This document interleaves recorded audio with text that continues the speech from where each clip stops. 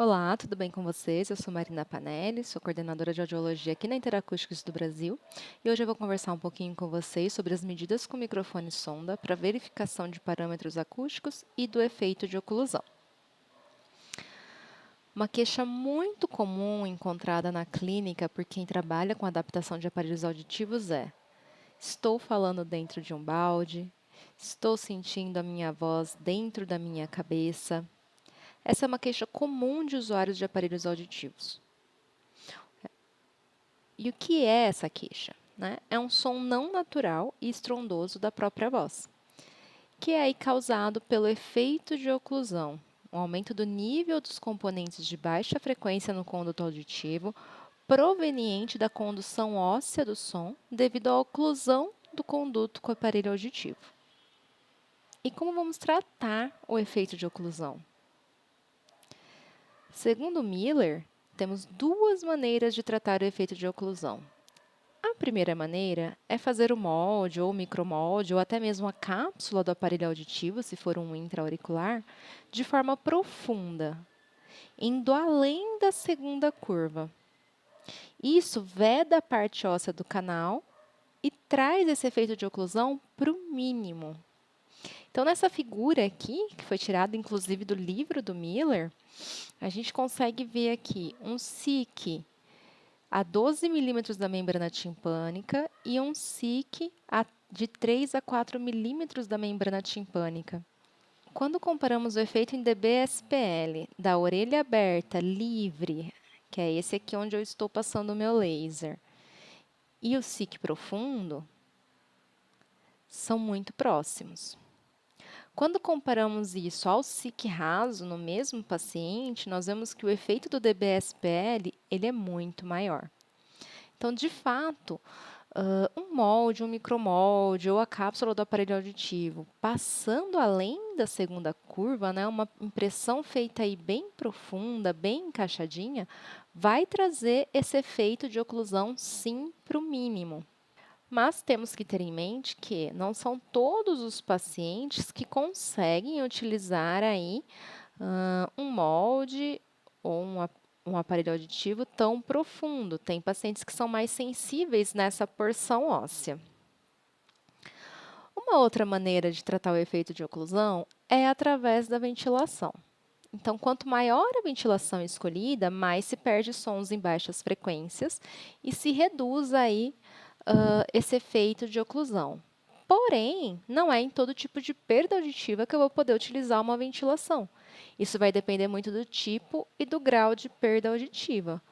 Grandes ventilações ou até mesmo uma adaptação totalmente aberta são recomendadas quando eu tenho aí os graves preservados e ainda assim sem uma severidade tão grande de perda ali nos agudos.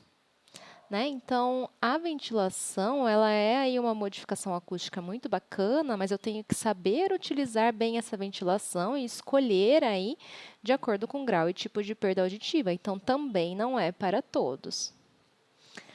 Para queixas envolvendo adaptação totalmente aberta, então, quando eu tenho aí os graves preservados até 1000 e depois eu tenho uma queda, eu vou escolher aí uma oliva totalmente aberta, né, ou um domo.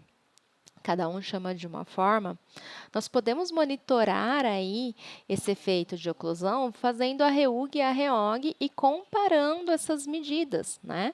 Então, a minha REOG ela deve estar igual ou muito próxima da REUG para eu ter certeza que aquela adaptação aberta está mesmo atuando como aberta no conduto do meu paciente e a medida do efeito de oclusão ali está de fato próximo de zero. Inclusive, aqui no canal, na playlist de verificação eletroacústica, nós temos um videozinho falando sobre REUR, REUG, REUR, REOG e essa comparação entre elas. Então, se eu tenho uma REUG ou uma REUR, que é a medida da orelha livre, feita, quando eu coloco o aparelho e deixo ele no mudo ou desligado e eu quero uma adaptação aberta, quando eu comparo a minha REUR ou REUG com a minha REOR ou REOG, ela tem que estar muito próxima dessa medida da orelha livre, dessa ressonância natural da orelha, para o domo ou oliva, enfim, estar atuando realmente como aberto. A partir do momento que eu passo a fechar essa adaptação, eu vou perdendo esse pico de ressonância. Então, aqui, por exemplo, se eu escolhi, se essa é a minha REUG e essa é a minha REOG, e eu escolhi uma adaptação fechada, tá ok. Vai, de fato, ocluir. Mas para uma adaptação aberta, se essa é a minha REOG tem que estar muito próxima para eu levar esse efeito de oclusão para o mínimo. E essa é uma forma bastante efetiva de eu verificar, porque muitas vezes está correto, eu realmente há uma perda ali para a oliva aberta, e o paciente ainda tem uma queixa de oclusão, mas muitas vezes pode ser a parte física dessa oliva. Ela pode não estar bem encaixada, né? E o conduto estar estrangulando essa oliva, de repente é só uma questão de encaixe, ou ela pode estar grande, né, para aquele conduto. E aí também esse conduto vai estrangular a oliva e ela vai atuar como fechada. Então, essa comparação de REUG e REOG, quando é uma adaptação totalmente aberta, ela ajuda e muito em relação a efeito de oclusão. Porém, existem outros casos, né? Existem casos de aparelhos intracanais, existem casos de molde, de micromolde, de olivas, né, domos fechados, né? E como que eu vou determinar se é realmente efeito de oclusão, né? E eu posso aí mexer em alguma questão física dessa oliva escolhida, ou desse aparelho, ou desse molde, ou se há uma amplificação excessiva em baixas frequências. Mensurar esse efeito de oclusão utilizando aí medidas objetivas, medidas com microfone sonda, né? E eu vou fazer uma comparação também entre elas. E se for igual ou inferior a 5, a queixa pode estar relacionada a ganho excessivo em baixas frequências e não ao efeito de oclusão. E se for maior aí que 5, pode ser sim um efeito de oclusão que eu consigo ajudar o meu paciente com uma pré-moldagem mais profunda ou com uma troca de domo, enfim. Aí vai depender muito de cada caso, de cada perda, do que foi prescrito e de como está toda essa parte física e esses parâmetros acústicos. Existe um protocolo sugerido por Miller para verificarmos o efeito de oclusão. Para esse protocolo, eu vou precisar do estímulo voz ao vivo. Então, eu só consigo fazer nos equipamentos da Interacoustics, seja o Calisto ou o Affinity Compact, se eu tiver o módulo do Visible Speech Mapping. Só dentro desse módulo eu consigo utilizar a estimulação com a voz ao vivo. O meu paciente vai estar sentado de frente para a caixa de som. E eu vou precisar fazer 3 medidas. Então, eu vou entrar aí no módulo do Visible Speech Mapping. Meu paciente vai estar sentado de frente para a caixa de som, com o microfone sonda bem posicionado no conduto. Também temos aí vídeos na nossa playlist de verificação falando sobre esse posicionamento. E a primeira medida que eu vou fazer é dessa orelha livre, sem aparelho auditivo, somente com o microfone sonda bem posicionado. O estímulo vai estar ali selecionado voz ao vivo e eu vou aí, com decibelímetro, enfim, eu vou monitorar como esse paciente vai vocalizar, porque vai ser a voz dele que vai ser o estímulo. Então, ele vai vocalizar aí um E contínuo, E, de 70 a 75 dBA, durante 5 a 8 segundos. E vai aparecer para mim ali na tela essa mensuração que o microfone sonda fez da voz dele ao vivo. O segundo passo é colocar aí esse aparelho auditivo, seja com molde, micromolde, domo ou aparelho intra, no mudo e introduzir no conduto do paciente sem movimentar a sonda. E ele vai novamente vocalizar esse E a 70 a 75 dBA por 5 a 8 segundos. E nós vamos fazer uma comparação dos picos aí por volta de 250 a 300 Hz. Então, mais ou menos nessa região aqui, nós vamos escolher um ponto para fazer essa comparação dos picos. E aqui a gente pode utilizar o cursor. Comparando esses picos, se for igual ou menor que 5, não é uma questão de efeito de oclusão. Pode ser aí uma amplificação excessiva em graves. Se for maior que 5, aí sim é um efeito de oclusão e nós devemos aí verificar a nossa conduta em relação à parte física desse molde, desse micromolde, desse aparelho auditivo.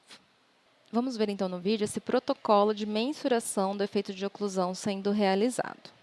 Então, essa é a tela do Visible Speech Mapping. Observe que aqui está selecionado o protocolo Visible Speech Mapping. Aqui está selecionado o estímulo Live Voice, então voz ao vivo.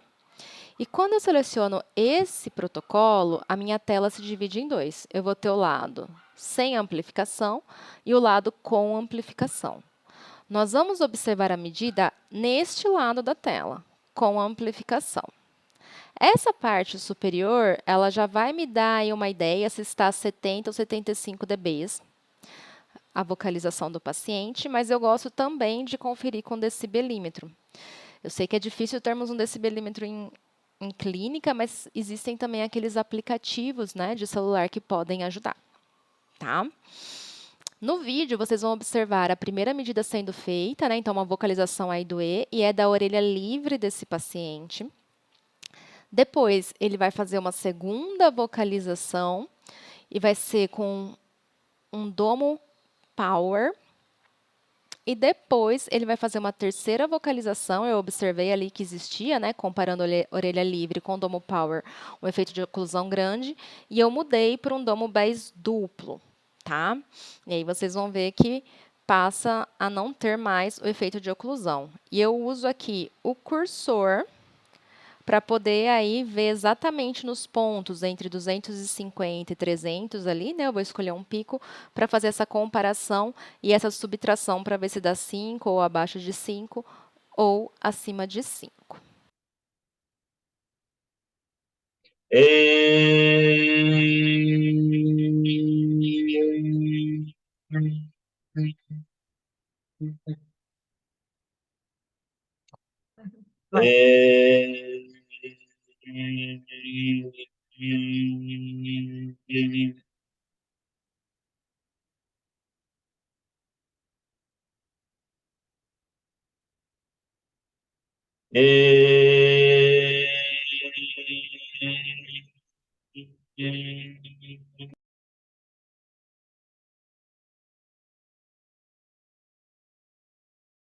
No vídeo não dava para ver exatamente a medida de dB, nível de pressão sonora, no mesmo ponto aí, então eu printei a tela e coloquei aqui para vocês. Com a orelha livre, que eu deixei em amarelo, só para nós diferenciarmos uma medida da outra, nesse ponto aqui, ó, eu escolhi esse ponto, que está entre 250 e 500, nós tínhamos 75 dBSPL, da vocalização aí do E com a orelha livre, a ressonância dessa orelha. Quando eu coloquei o domo power na adaptação e foi feita a vocalização com o E do aparelho no mudo, eu encontrei 91 dBSPL, muito acima de uma diferença de 5 dBSPL, ou seja, aqui nessa adaptação eu tinha um efeito de oclusão. Eu troquei para um domo bass duplo e o paciente novamente com o aparelho no mudo fez a vocalização do E. Aqui eu encontrei no mesmo ponto, né, na mesma frequência ali, um resultado de 77 dBSPL. Né? Então, de 75 para 77, são 2 dBSPL, abaixo de 5. Então, aqui eu reduzi para o mínimo esse efeito de oclusão, eu não tenho efeito de oclusão. Tá? Caso o paciente continuasse se queixando de efeito de oclusão, eu já saberia que eu tenho aqui uma amplificação excessiva em grave e não uma questão física. É claro que todas as medidas objetivas devem ser sempre observadas junto às percepções do paciente. E, além da verificação eletroacústica, a etapa da validação também deve ser feita e concluída. Eu espero que vocês tenham gostado do vídeo, que ele acrescente na prática clínica de vocês e até o próximo. Obrigada!